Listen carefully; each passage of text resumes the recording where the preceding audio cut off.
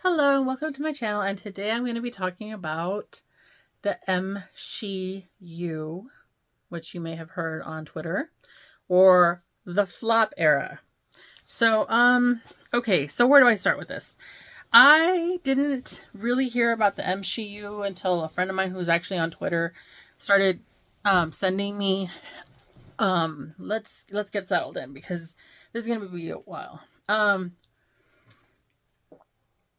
I'm not showing you I'm going to be putting it all in a post on my blog to talk about and like all the screenshots that I'm referring to, and then I'm going to paraphrase. So sometimes I'm going to paraphrase terribly, and I'm sorry for that because I don't have them on in front of me right now. But basically when they're talking about MCU, they're talking about how many female characters there are now in the MCU. And a lot of other people are calling it the flop era, and they don't want to seem as, I guess, sexist, but they still are really sexist and really racist for calling it the flop era. And I'll discuss, I'll give you 5 reasons why. Okay. So like maybe 10. We'll see how many. I'll edit that out. Okay, so like the number one reason they're calling it the MCU is they're talking about how many women there are. And like, yeah, we got a lot more women finally, but it took 3 phases to get a female-centric headline, a female leading an MCU film. And that was with Captain Marvel. And even then, it's only been Captain Marvel, the Eternals, the Captain Marvel Eternals. Oh, Black Widow. Sorry, Black Widow. And then Ms. Marvel right now has her own show, but like she's gonna be in the movie the next Captain Marvel too. So, and WandaVision, and so like those were the 5. And like when you think about it, that's not a lot of stuff because there's 28 movies now. That's just the movies. That's not all the shows. That's 28 movies. Okay, so like, and I've included some of the shows on that I'm in my hand. So like just in general, the the ratio is way off. We have way less women, and especially women of color, in the MCU than we have white men. And like you may say, oh well, the US is majorly white. And I'm like, okay, but that's an artificial kind of construct because you have things like the genocide of indigenous people and the enslavement of black people in our history that have kept, and Jim Crow, that have kept the amount of people of color down to like a minimum in this country. So like going off of our statistics, that's not great. Those are because of genocide and enslavement, and it's not great. So like I have been a fan of the MCU since like Tony Stark and Iron Man and the Hulk and stuff. I was even a fan of the Flash when I was a kid, and that's DC and stuff, and I love Batman, I love Superman. But I mean, I feel like the MCU was great because it wasn't it was something that you could watch with your family. You could root for the good guy, and the good guy would always be good and stuff. But there's just so much. There's so much. There's so many people. There's so many guys out there that are influencers. And I'm not gonna name names. I'm not gonna point. I'm just gonna say that there are some people out there who you would think are allies because they hate J.K. Rowling for her transphobia and racism, and yet at the same time they're calling this the flop era of the MCU. And there's other people where like I think I saw this one reaction to Kamala Khan. They were saying, "Oh, we're never gonna have another white Christian hero again," and I'm like, you have so many, literally so freaking many white Christian heroes, okay? And like I don't remember if they said male or not, but I'm gonna include links, and this is all gonna be a post so you can look at them. But OBS is not working for me right now, so I can't do it. But it's just so frustrating because, like, okay, so that's the reason number one. Like, the ratio of women-centric films is way up this in phase 4 than it was before. Okay, but also number two, the ratio of people of color to white people, which I kind of touched on before, because like, the ratio should be half women, half men, right? For the first point. But, like, let's talk about the dynamics of the US, just in general. Okay. The US is about roughly 60% white, 65%, something like that. I can't remember the exact census numbers, but it's projected to be 50 or more than 50% people of color in 2025. I mean, not 2025, 2050. So, and I live in the state of California. So in my state, white people are no longer the majority. So, like, when I go out and I see people in the stores and in businesses and in and the schools that I work in, I'm not seeing 60% white people and, like, less than 40% people of color. I am seeing, like, a lot of people of color. Maybe I would say in some areas up to 70% people of color, and the rest and 30% white. And, like, to me, it doesn't reflect my reality at all to have all these male Christian white superheroes having all the glory in the MCU. And it's like okay, so, like, just statistics, a lot of people are like, oh yeah, well, you have Shang-Chi now, you have Black Panther, you have the Eternals, you have these 3 movies. Yeah, 3 movies out of 28. Okay? 3 movies out of 28. That's not that's not enough. That's not enough. And if it were and it is my money, because I'm paying these people, these corporations, to make money, like, I mean, to take I'm paying them, giving them my money, because I see these movies in theaters several times.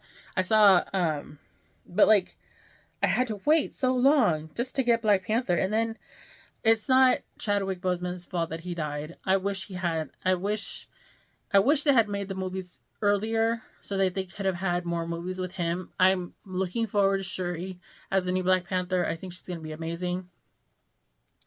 Letitia Wright, it's her time to shine, but I don't know why it took them. I mean, there was 10 solid years between Iron Man and Black Panther, okay? Because Iron Man came out in 2008. Black Panther came out in 2018, okay? So, like, why did we have to wait so long to get a film with a majority black cast?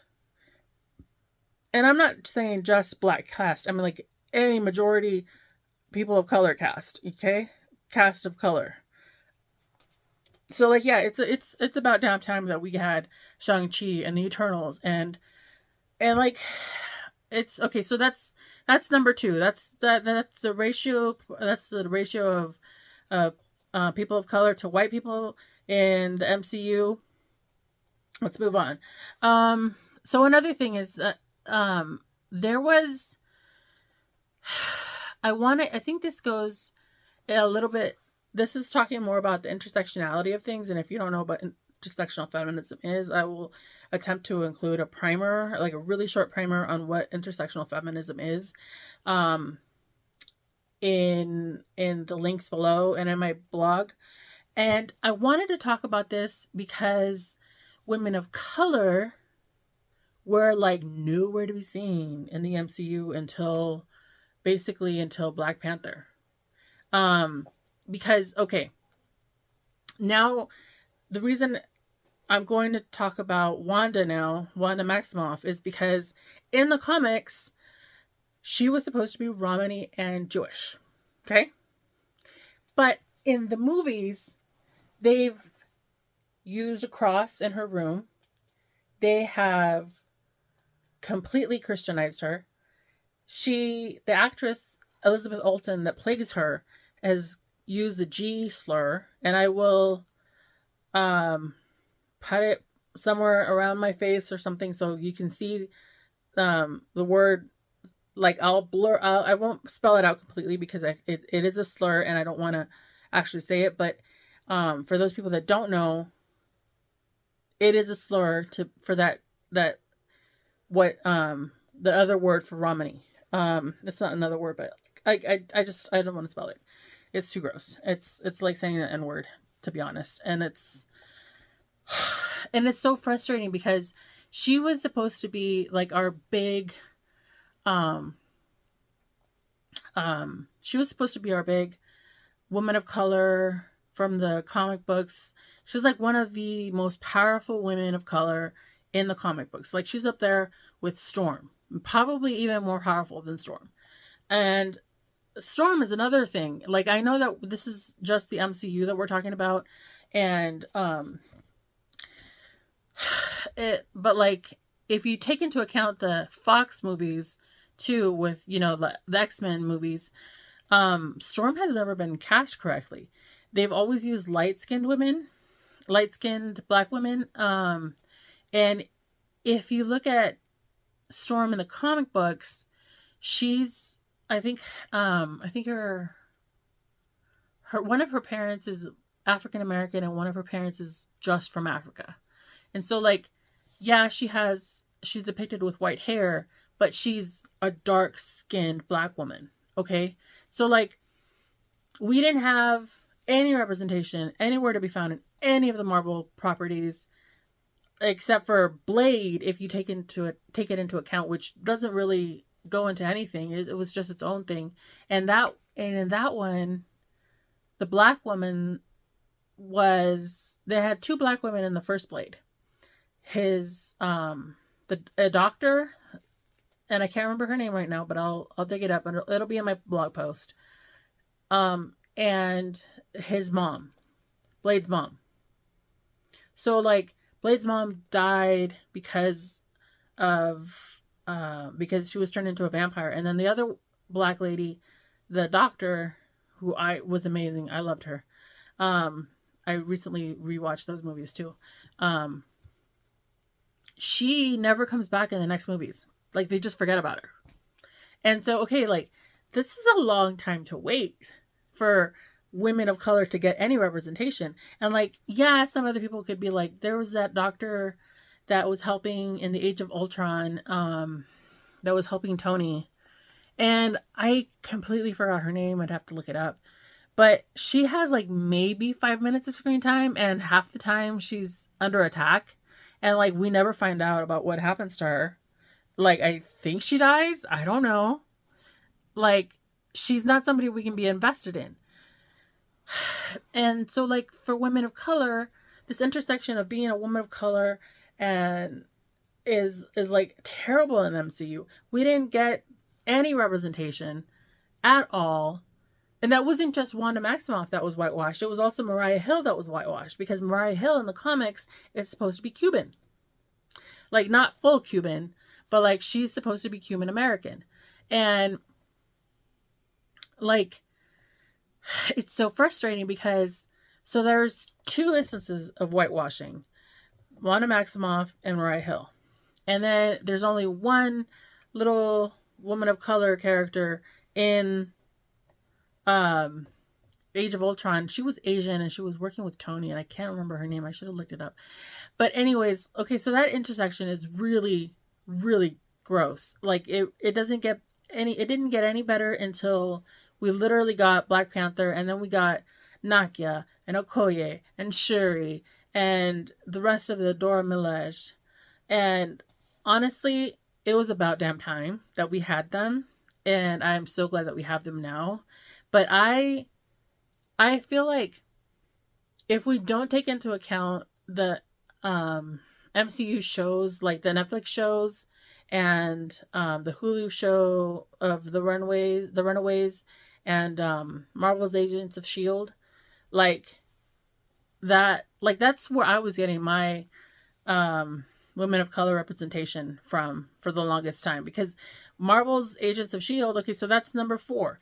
So when they came out with Disney Plus, they said, okay, so all of the Netflix shows are no longer canon, and all of the other shows are no longer canon. And I was like, wait, what? Because like when they brought out Marvel's Agents of Shield, they called it Marvel's Agents of Shield, so that we would know that they were tied in, and they tied into the Captain America movies, and like, because I think they started in 2013, and they started like, and they tied into some of the movies, and they had Sif, and they had Nick Fury, and they had Mariah Hill, and they were supposed to be tied into the movies. And so like in that movie, I mean, in that sense, they did have women of color, but then they go and erase it when they come out with the Disney Plus shows. And they're saying, no, those shows aren't canon anymore. Okay? And it wasn't great representation, because a lot of people to this day still refuse to acknowledge that Daisy Johnson was the main character of Marvel's Agents of S.H.I.E.L.D. They're like, no, it was Phil Coulson. He was the main character. And I'm like, no, it was Daisy Johnson. Okay? Like, it's her hero story that we're following here. And like, okay, it's not just Daisy Johnson that was in it, who was played by Chloe Bennett. It's also Melinda May, who's played by Ming Na Wen.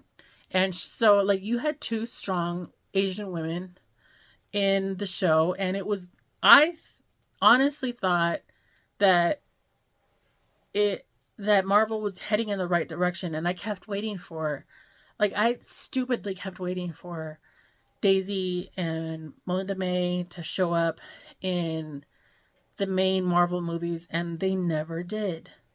They never, ever did. And I'm really pissed off about that. So that's number 4.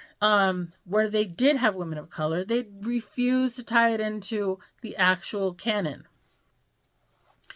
Number 5. This is just an electrocentric. Okay, so like I'm just gonna be talking about the Netflix MCU shows. So you have in the Netflix MCU shows, you had Claire Temple, you had Elektra Nachios, and that's it. Oh, Misty Knight. Sorry, Misty Knight. And then God, what's her name? She's from the Iron Fist show, and I refuse to watch Iron Fist because Danny Rand is hideous to me. I mean, it's the cultural appropriation, everything. It was just hideous to me. Colleen Wing. That's who it was. Okay, Colleen Wing. So, like, that one had 4 women of color, right? And they were barely, like, they didn't even get their own shows. Like, they gave a white man with a white savior story, which is Danny Rand and Iron Fist, his own show before they would give. And like some people are like, yeah, well, Colleen Wing was the one that inherited the Iron Fist. And I'm like, okay, that's great, but I am not going to put myself through 2 seasons of trash just to see that. Why couldn't they have just given it to her in the first place? Why couldn't she have been Danny Rand? And all you have to do is change the spelling from Daniel to Danielle. You know, I mean, that's all you have to do. It's that simple. Like, and then Elektra Nachios, I liked Elodie Young so much as Elektra Nachios, but I wouldn't call her an evil character. I would say she's like more chaotic or something. I haven't really thought about this to like classify her, but I know that she's being used for evil, and she does work against the defenders, and that's unfortunate. But I feel like there was so much potential in Elektra, and they could have written her a better ending, And like, I don't know, like it just broke my heart because I felt I was more um happy about Elodie Young's Elektra than anything else in the Daredevil show, to be honest. Because like the Daredevil show was very grimdark, and it was like there was a lot of Orientalism in the show, where there was a lot of Asian and Black characters that were beat up on, but mostly the lore of the show was Asian influenced or Asian in name and everything. And so like it was very frustrating to see all these Asian elements, but it was the white guy that was winning. It was a white savior story, you know? And like, yeah, we had Claire Temple as one of the night nurses, and she was great. But she was only on there for one season. And then I loved her in Luke Cage. I thought she was great. And then so that, but like again, I would have liked to have seen a night nurse show or something. That would have been awesome. And then so yeah, this is just talking about the 4 great women of color in the Netflix MCU shows that were removed from canon, and now we have no idea if we're ever going to get those 4 characters back because Misty Knight's actress is doing something else. Colleen Wing, I can't remember what she's doing. Claire Temple, I know, is doing another show for DC. I can't remember what it's called. Something Zone. I can't remember what it's called. And then Elodie Young has another show too. So like, where are these women of color? Are they going to come back to the MCU? Are they just written out of canon completely? Are we just going to forget about them? And that's not even counting the Alfred Woodard's character in Luke Cage, who was basically a villain. She was a badass though. Like all these great women of color were basically erased from the canon, and it was so frustrating. Okay, so that's number 4 or 5. I'm gonna have to go count. I'll put the little numbers up. That's what I'll do. When I'm editing it, I'll put the little numbers up. Okay, so that's not it though. There's more. So there's the whole, this is Pride Month, by the way. I'm shooting this during Pride Month, but it might take me a little longer to edit it, so I'm not sure when this is going up. I wanted to talk about the whole issue of LGBTQIA representation and how it took forever to get it in the MCU. Like, you know how that meme goes, oh, Mom said it's my turn to be Disney's first gay character. Like literally, they've always got another first gay character. But okay, so there was that one unnamed gay character in Avengers, one of the Avengers 3 or 4. I can't remember which one exactly it was. They were a survivor of the snap, and then there was that lawyer played by Carrie-Anne Moss on Jessica Jones, and she was gay, but they gave us dead lesbians on Jessica Jones, and it was just so like you didn't have a lot to pick from if you were a queer fan, right? You just did not. Much less a queer fan of color, because those characters that I'm talking about, they were all white. Okay, the character in the Avengers 3 or 4 that was an unnamed gay character that was mourning his partner was a white man. One of the Russo brothers, I can't remember which one. And then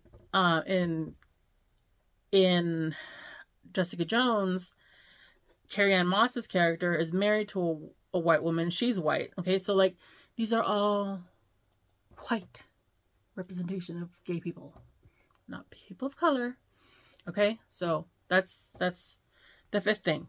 Sixth thing, we finally got in Eternals a characters of color that were queer, that got to kiss, that got happy endings, or somewhat happy endings. I have to see how they end up in the greater MCU. But like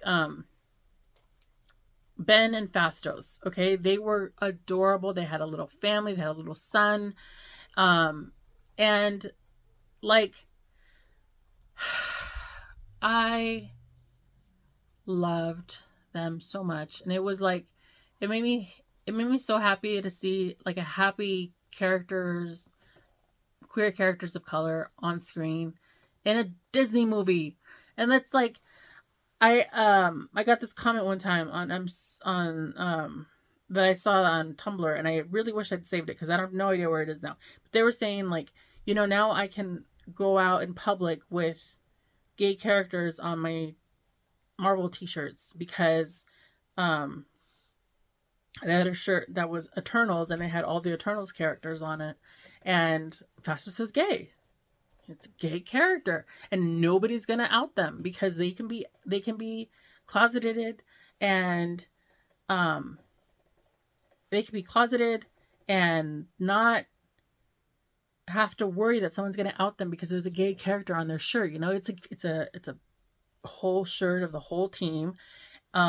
So actually, it's just so frustrating because now we have people talking about okay, so I'm just gonna make this its own point, and I'll put the number up because I've lost count of how many numbers we have. There's people talking about how they want more gay characters and stuff. I'm like, okay, the gay characters are there now. They're definitely there. Fastos and Ben, big deal. But we have people like they're queer baiting us with Star-Lord and Thor and blah blah blah blah, and I'm like, oh, sorry, gotta stop.